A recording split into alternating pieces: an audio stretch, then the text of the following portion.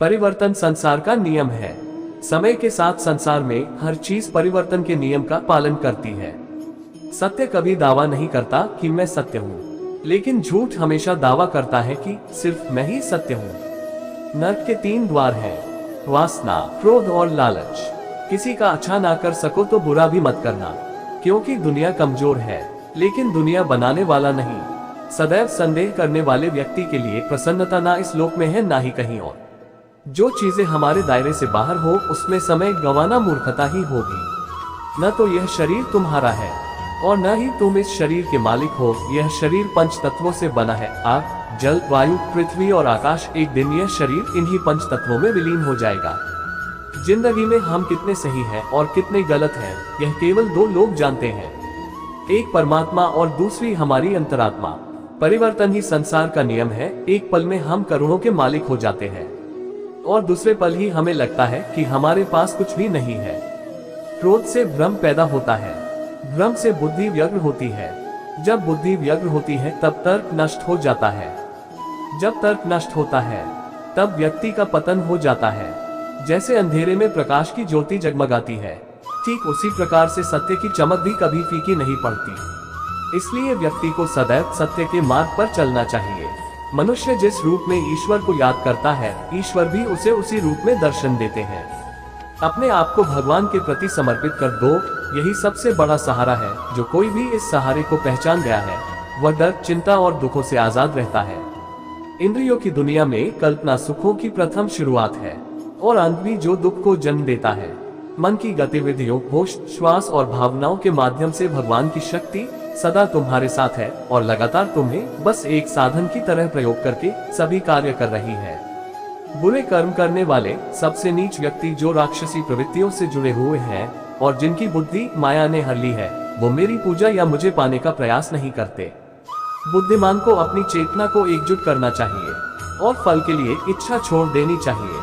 सज्जन व्यक्तियों को सदैव अच्छा व्यवहार करना चाहिए, क्योंकि इन्हीं के पद चिन्हों पर सामान्य व्यक्ति अपने रास्ते चुनता है। निर्माण केवल पहले से मौजूद चीजों का प्रक्षेपण है। अपने अनिवार्य कार्य करो, क्योंकि वास्तव में कार्य करना निष्क्रियता से बेहतर है। इस संपूर्ण संसार में कोई भी व्यक्ति महान नहीं जन्मा होता है, बल्कि उसके कर्म उसे महान बनाते हैं। गीता में कहा गया है, कोई भी अपने कर्म से भाग नहीं सकता, कर्म का फल तो भुगतना ही पड़ता है। अपने कर्म का पालन करो, क्योंकि वास्तव में कर्म अकर्म से बेहतर है। सही कर्म वह नहीं है जिसके परिणाम हमेशा सही हो, अपितु सही कर्म वह है जिसका उद्देश्य कभी गलत ना हो। इंसान हमेशा अपने भाग्य को कोसता है, यह जानते हुए भी कि भाग्य से भी ऊंचा उसका कर्म है जो स्वयं के हाथों में है। बिना फल की कामना से किया गया कार्य ही सच्चा कर्म है। ईश्वर चरण में हो समर्पण वही केवल धर्म है। ज्ञानी व्यक्ति ज्ञान और कर्म को एक रूप में देखता है। ज्ञानी व्यक्ति को जो कर्म के प्रतिफल की अपेक्षा कर रहे, ऐसे अज्ञानी व्यक्ति के दिमाग को अस्थिर नहीं करना चाहिए। अप्राकृतिक कर्म बहुत तनाव पैदा करता है। किसी और का काम पूर्णता से करने से कहीं अच्छा है कि अपना काम करे, भले ही उसे अपूर्णता से करना पड़े। अच्छे कर्म करने के बावजूद भी लोग केवल आपकी बुराइयां ही याद रखेंगे। इसलिए लोग क्या कहते हैं इस पर ध्यान मत दो, तुम अपना कर्म करते रहो।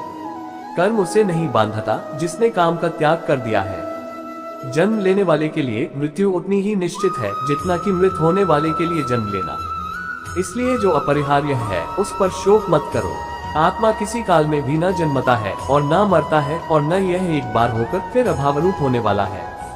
आत्मा अजन्मा, नित्य, शाश्वत और पुरातन है। शरीर के नाश होने पर भी इसका नाश नहीं होता। जैसे मनुष्य जीर्ण वस्त्रों को त्याग कर दूसरे नए वस्त्रों को धारण करता है, वैसे ही देही जीवात्मा पुराने शरीरों को त्याग कर दूसरे नए शरीरों को प्राप्त होता है। जो आत्मा को मारने वाला समझता है और जो इसको मरा समझता है, वे दोनों ही नहीं जानते हैं, क्योंकि यह आत्मा न मरता है और न मारा जाता है। वह जो मृत्यु के समय मुझे स्मरण करते हुए अपना शरीर त्यागता है, वह मेरे धाम को प्राप्त होता है। इसमें कोई संशय नहीं है। लोग आपके अपमान के बारे में हमेशा बात करेंगे। सम्मानित व्यक्ति के लिए अपमान मृत्यु से भी बदतर है। वह जो इस ज्ञान में विश्वास नहीं रखते, मुझे प्राप्त किए बिना जन्म और मृत्यु के चक्र का अनुगमन करते हैं। मैं ऊष्मा देता हूँ, मैं वर्षा करता हूँ और रोकता भी हूँ, मैं अमृतत्व भी हूँ और मृत्यु भी। व्यक्ति जो चाहे बन सकता है, यदि वह विश्वास के साथ इच्छित वस्तु पर लगातार चिंतन करे। जब वे अपने कार्य में आनंद खोज लेते हैं तब वे पूर्णता प्राप्त करते हैं। याद रखना, अगर बुरे लोग सिर्फ समझाने से समझ जाते तो बांसुरी बजाने वाला भी कभी महाभारत होने नहीं देता। जो बीत गया उस पर दुख क्यों करना, जो है उस पर अहंकार क्यों करना, और जो आने वाला है उसका मोह क्यों करना। हमारी व्यर्थ की चिंता और मन का भय एक ऐसा रोग होता है जिससे हमारी आत्मीय शक्ति बिखर जाती है। हर व्यक्ति का विश्वास उसकी प्रकृति के अनुसार होता है। जो इंसान किसी की कमी को पूरी करता है वो सही अर्थों में महान होता है।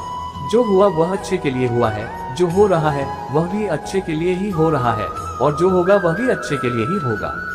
हे पार्थ, मैंने और तुमने अपने कर्तव्यों को निभाने के लिए धरती पर कई अवतार लिए हैं, लेकिन मुझे याद है और तुम्हें नहीं। मेरे लिए ना कोई घृणित है ना प्रिय, किंतु जो व्यक्ति भक्ति के साथ मेरी पूजा करते हैं वो मेरे साथ हैं और मैं भी उनके साथ हूँ। वीडियो पसंद आया हो तो लाइक करें, चैनल पर नए हो तो सब्सक्राइब करें। धन्यवाद। जय श्री कृष्ण।